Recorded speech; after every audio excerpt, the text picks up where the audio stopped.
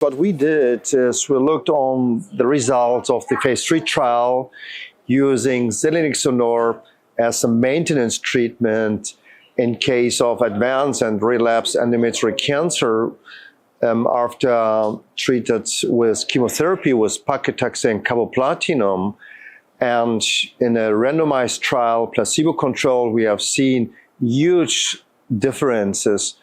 in patients with P53 wild type, what is a huge cohort in women with endometrial cancer with a significant and clinically relevant impact on progression-free survival and overall survival. And then we did now the subgroup analysis to look if we have tumors with P53 wild type, but in relationship to the microsatellite instability status, to look if this effect is consistent. And even in both groups, in the proficient group and in the deficient group, we can see the significant impact of giving Selinexor as a maintenance treatment. So this is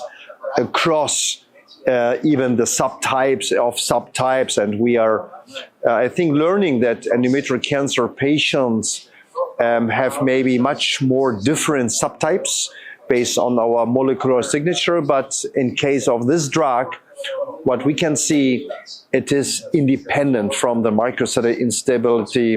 status. What is even the question if it's maybe better to treat with a checkpoint inhibitor, but we can say it's independently.